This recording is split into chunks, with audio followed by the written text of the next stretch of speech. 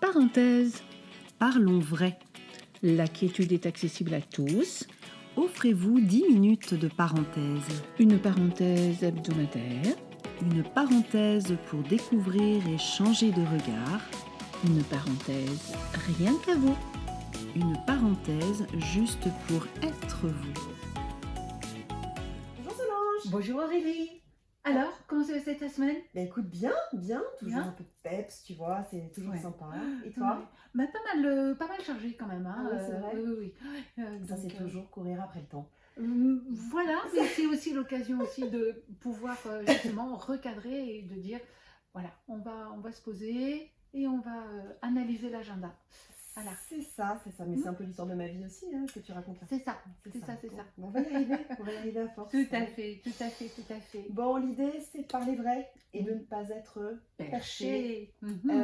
Et aujourd'hui, ce que je voulais te proposer, c'est qu'on parle justement pour ralentir un peu, prendre son temps, de parler de nos lectures Tout à fait. inspirantes. Tu sais, Tout à fait. voilà, les petites choses qui nous font du bien, Exactement. celles qui nous ont permis peut-être aussi de cheminer. Oui. Parce que je sais que tu en as quand même quelques-unes, toi, qui t'ont Oui. permis de cheminer. Moi aussi, il y en a Oui. certaines, tu vas forcément savoir rapidement de quoi je veux parler, Oui.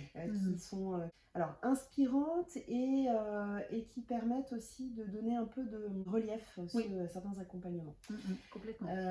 Donc voilà, donc c'est pour ça je m'étais dit que ça pouvait être sympa. Tout à fait, je suis partante. Eh ben écoute, on y va. Je suis partante. Tu sais très bien de quoi je vais te parler déjà. Oui, toi, je sais. Donc effectivement, moi, une de mes lectures inspirantes, c'est les accords Toltec. Les accords Toltec, donc les accords Toltec, pour ceux qui ne savent pas, donc c'est un livre qui a été écrit dans les années 90, à peu près, c'est ça, si je dis pas de bêtises, par un monsieur qui s'appelle Don Miguel Ruiz. D'ailleurs, il a écrit le 5e accord avec son fils, il me semble, si je dis pas de bêtises, je crois que c'est avec son fils. Et les accords Toltec, donc, qui sont au nombre de 4 plus 1. Donc il y en a eu 4 dans le livre, les 4 accords Toltec, et un 5e qui fait l'objet d'un livre complet. Complet, tout à fait. Donc, alors sans rentrer forcément complètement dans les détails, c'est vrai que ce qui est pas mal en fait dans ce livre, que je vous engage vraiment à lire, c'est qu'il y a une méthode assez simple en fait, finalement, mais comme quoi tout est simple, la relaxologie aussi c'est simple. Tout à fait. Mais c'est voilà, de mettre en place une certaine méthode pour se dire, bah voilà, on va essayer d'harmoniser un peu les relations. Exactement. Donc dans les 4 accords Toltec, on a que votre parole soit impeccable. Tout à fait. Toujours faire de son mieux, ne pas faire de suppositions, quoi qu'il arrive, ne pas en faire une affaire personnelle. Tout à fait. Pas évident finalement à mettre en place, même si c'est très simple, parce qu'il faut y penser. Et qu'en fait, on se rend compte qu'il y a qu'il y a des schémas. Répète, Tout à fait. Voilà, et bon, bah voilà, l'idée c'est un peu de sortir de ça et donc briser les accords qu'on a fait avec soi. Tout à fait. Le 5e, c'est soyez sceptique, mais apprenez à écouter. C'est parfait.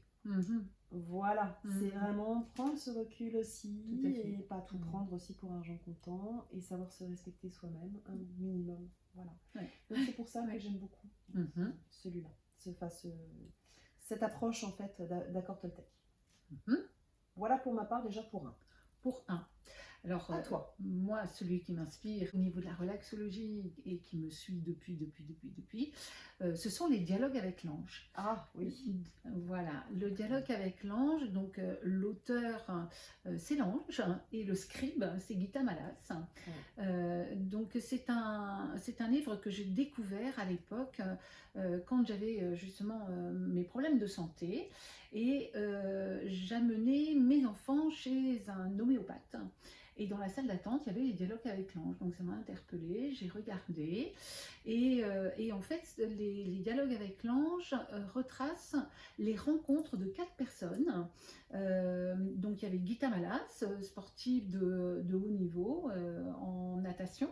Et dans les années 40, je crois 45.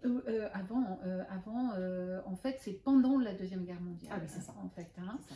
Et donc, il y avait 3 autres personnes, donc un couple, Joseph et Anna, et également Lily, qui était relaxologue. Donc c'est pour ça que ça m'a interpellée. Et le contenu, c'est une lecture à avoir de façon sporadique. On ne cherche pas à lire ce livre. Oui, Hein. c'est difficile. On va effectivement se laisser appeler en ouvrant au hasard par le message qui se présente quand on ouvre ce livre, hein, qui est un recueil de différents entretiens entre Gita et à la base Anna. Donc en fait, elles se retrouvaient le vendredi pour prendre le thé ensemble et parler des sujets qui les intéressaient, un petit peu comme nous en fait. Oui, c'est ça. Et un jour, Anna dit à Gita: ah, attention, c'est plus moi qui parle. Et c'était l'ange, en fait. Et il y a tout le recueil de ces différents entretiens. Gita, donc, a également fait tout son possible pour empêcher que Lily, Anna et Joseph soient déportés en camp de concentration. Ils y sont quand même décédés, mais elle a vraiment tout fait pour éviter ce genre de choses. Et ensuite, Gita Malas est venue en France, un peu accueillie par Bernard Monteau. Et ensuite, donc, elle a continué à avoir donc, des entretiens avec l'ange.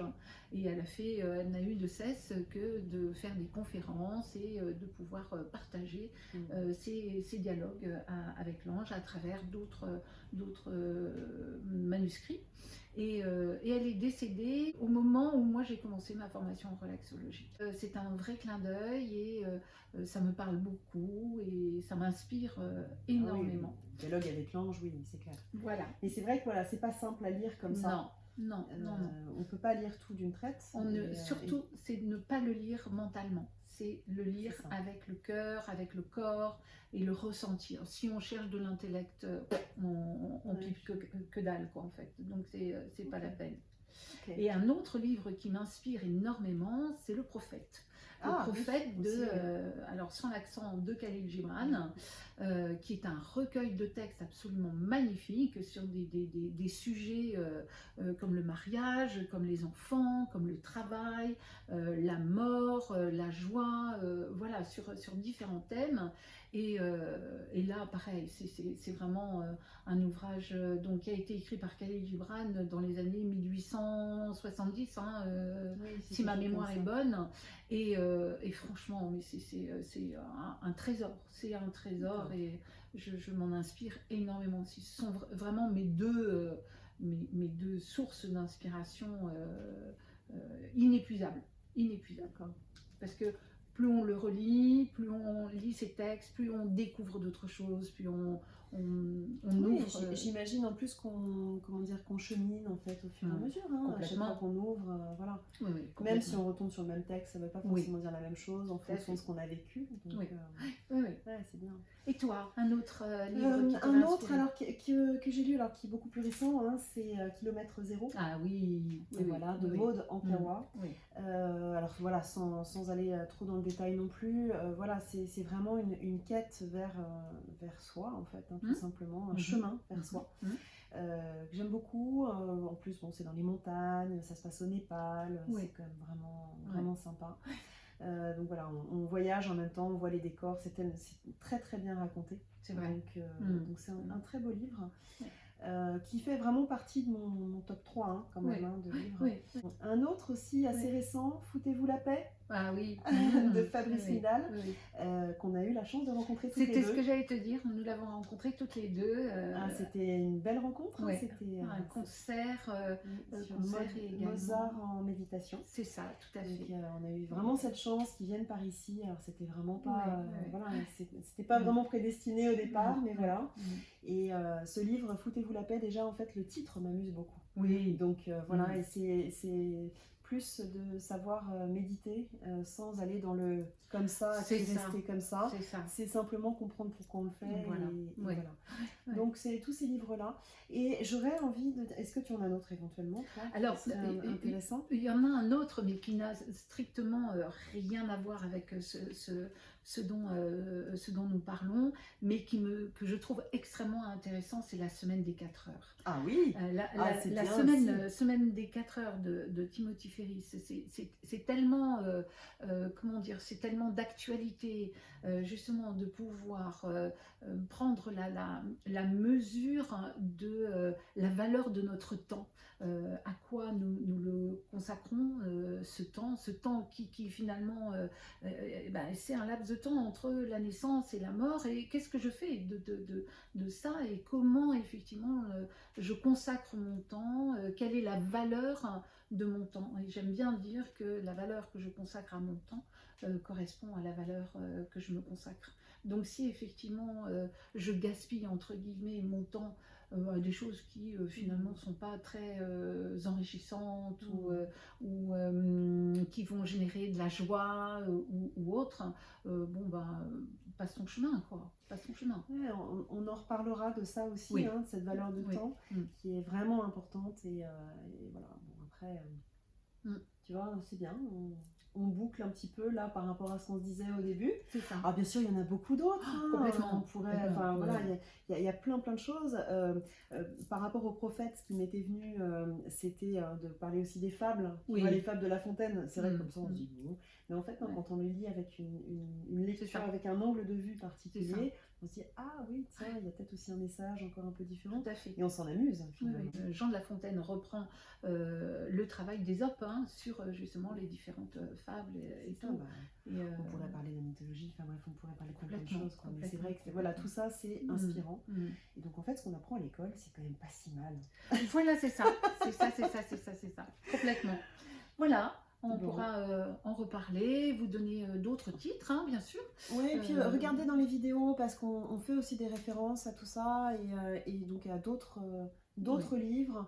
On va parler aussi dans une vidéo prochaine de films aussi qui nous inspirent, qui portent, qui font du bien. Et tout ça, voilà, parce qu'il n'y a pas que des films ou des livres qui sont juste en relaxation, je ne sais quoi. On est aussi dans quelque chose, voilà, parfois simplement qui fait du bien, qui donne du peps. Exactement. Voilà, du plaisir en fait. Oui, de la joie. Exactement. Merci. Merci à toi Solange. Merci Aurélie. Et à la semaine prochaine. À la semaine prochaine. Au revoir.